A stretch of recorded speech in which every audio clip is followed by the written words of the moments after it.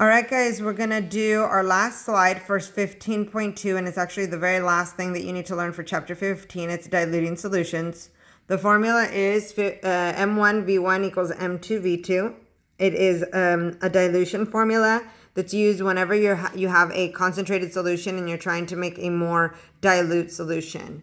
So M1 and V1 are going to be the molarity and the volume of a stock solution. Stock means the more concentrated one, the one that has a higher concentration. We'll talk about that in a little bit. And then M2 and V2 are going to be the molarity and volume of the diluted solution. In other words, the one that's more watered down, okay? So if we do this example right here, it says how many liters of 2 molar CaCl2 are required to make 0.5 liters of 0.3 molar CaCl2. So what I want you guys to notice is, and I'm going to move over here to my notepad, that the question gives you 3 values. It gives you 2 molar, 0.5 liters, and 0.3 molar. So look at how they give you 2 molarities. The larger molarity, 2, is bigger than 0.3. So this is the stock solution. And this is the solution that you're trying to make that's going to be more diluted.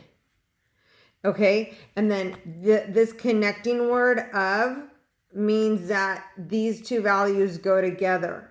So if this is the diluted M2, then this is the volume that you're trying to make. So this is V2.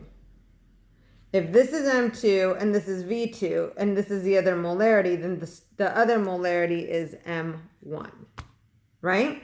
So you're using the formula M1 V1 equals M2 V2.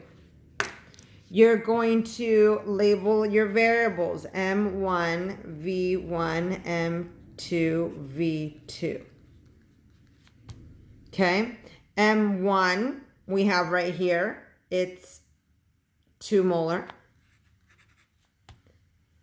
V1 is what we don't know. See, we don't know V1. That's what it's asking for. How many liters?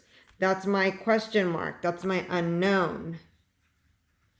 I do have M2, which is 0.3 molars. And I do have my volume, my V2, which is 0.5 liters. Okay?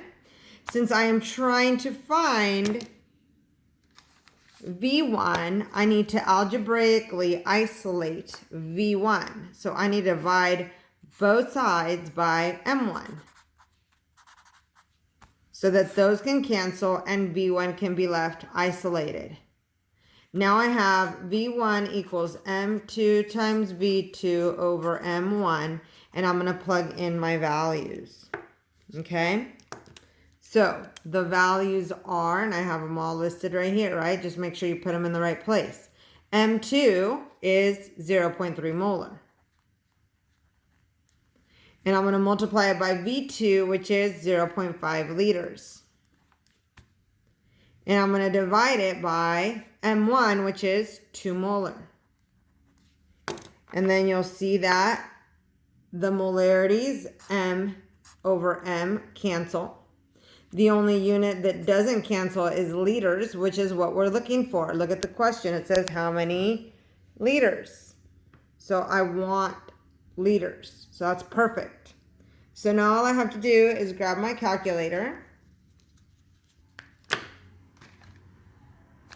and plug it in.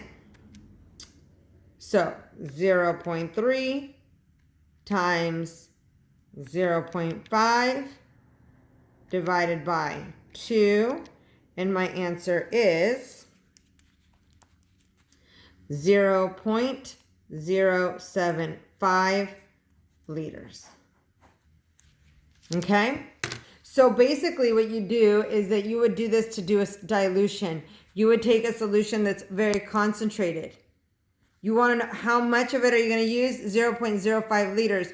0.075 liters, which is the same as 75 milliliters, right? If you do a conversion, those two things are equal. So you could just get a graduated cylinder and measure out 75 milliliters and pour it into a volumetric flask, and you'd have your new solution that's more dilute. The more dilute solution would be only 0.3 molar. Now we do have a whole lab on doing dilutions, which obviously we're not going to be able to do this year. We can do it next year as soon as we get back to school. I'll have a list of labs to do to catch us up.